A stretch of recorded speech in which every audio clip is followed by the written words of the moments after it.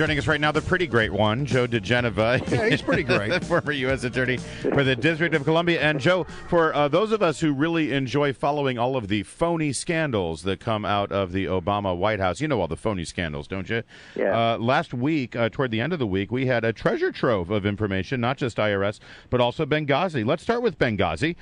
When some emails, again, this has not, unfortunately, these emails that were dumped last week and things that we got to learn had nothing to do with congressional subpoenas or the select committee headed by Trey Gowdy. No, the emails that we discovered last week came from a FOIA request from Judicial Watch. They refuse to give emails to Congress under subpoena power, but they'll do it under threat of a judge via FOIA request. And these emails apparently show that, in fact, of course, something that we've all known, the State Department knew almost immediately, if not immediately, that this was not a protest that got out of hand.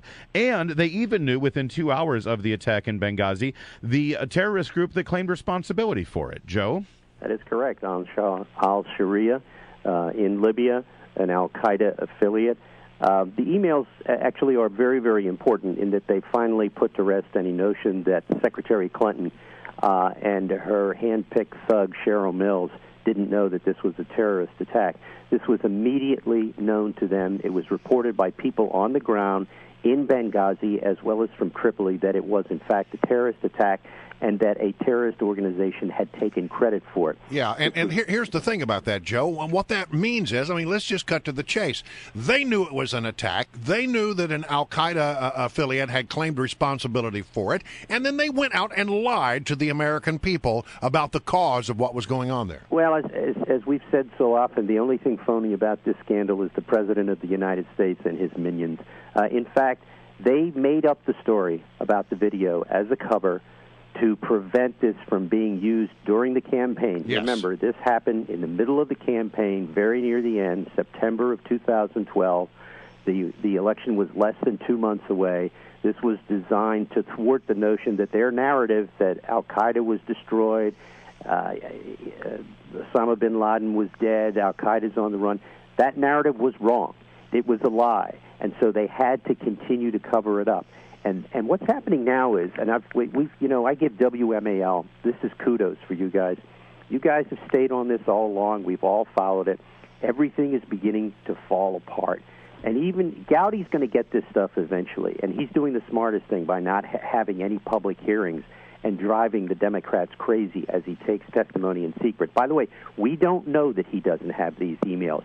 My guess is they were turned over to Judicial Watch because the committee got them. Oh, interesting. Okay. That's why they were turned over. Well, I guess the point I was trying to make is we're told all the time by the president's defenders is, all of these committees have already investigated all of this, and they found nothing. Yeah. So if they've been turned over, it has been turned over only to this select committee that they said wasn't necessary. Well, the Benghazi cover-up crew, which includes Elijah Cummings out of Baltimore, the Democrats really are disgraceful on this.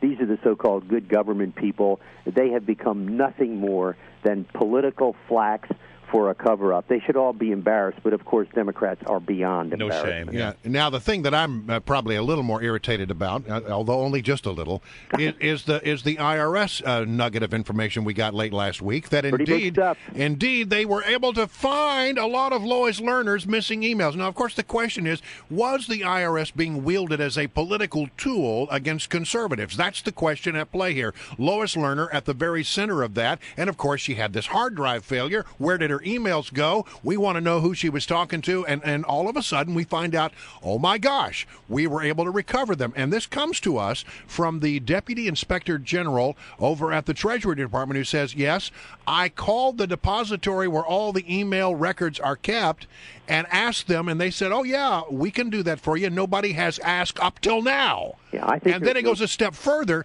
and reports that there may be some criminal activity here. Do you think? Well, I don't think there's any doubt that from the very beginning, the various people who were IRS commissioner all the way through to the current IRS commissioner have obstructed a congressional investigation. Many people have given false testimony. They have not followed through in producing documents. It is inconceivable to me that Koskinen could have testified the way he did. Koskinen is the current IRS commissioner who was brought in, quote-unquote, to clean things up, and all he has done is dirty the place up. It's quite obvious that he is either a liar or he is incompetent. Neither of those is very good alternatives under the circumstances. Yeah. But it's clear that there's criminal activity. But the problem is this. The person in charge of the criminal investigation at the Justice Department has a horrible conflict of interest. She is a large Obama donor. She is a Democrat, and she has poo-pooed this investigation from the beginning. Her name is Barbara Bosserman.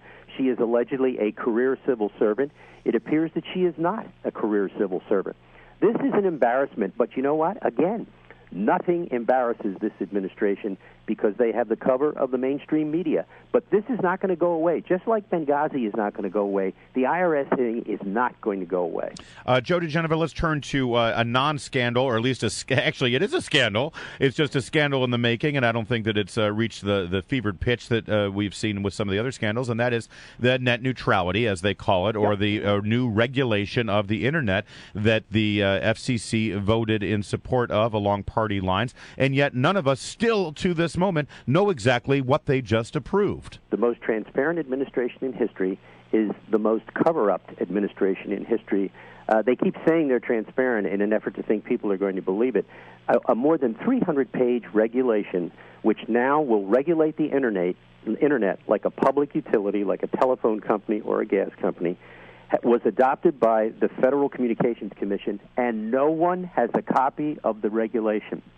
This is actually quite remarkable. You're taking a huge part of the American economy, deciding you're going to regulate it, as the Chairman Wheeler did. It's a party line vote. I have a prediction to make. This will never go into effect. It's going to be litigated and almost immediately.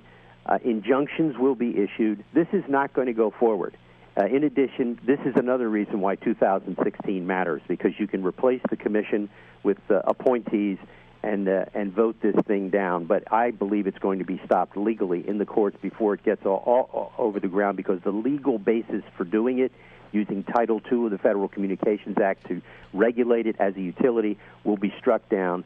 Not only that, they have not followed any of the procedures for public comment or anything else. I mean, this is really quite disgraceful. I just think this is probably what we're in for in the last months of this administration. Day after day after day, we're going to be getting all this. Obama Unchained, and obviously he gave orders to the FCC to do this, and they have dutifully followed. Pretty much an embarrassment for a so-called independent regulatory agency. Okay, can I just ask very quickly, because I think you're right, the Senate has already, Democrats in the Senate have already blocked any sort of legislation getting in the way of the FCC for putting these through. So you're right. It will be stopped in court. Here's my question. Who has standing? Who can bring this forward and actually get something going in the courts? Actually, a lot of people have standing in this one. Any of the companies affected, actually an individual citizen has standing in situations like this. People are going to be economically affected by this. Standing is not going to be a problem. This is a little different than some of the more ethereal cases. This is bread and butter money. Who has the power and who's going to be affected? Answer: everybody. Great. Thank you. All right, we're going to leave it right there, Joe. Thank you. Okay, guys.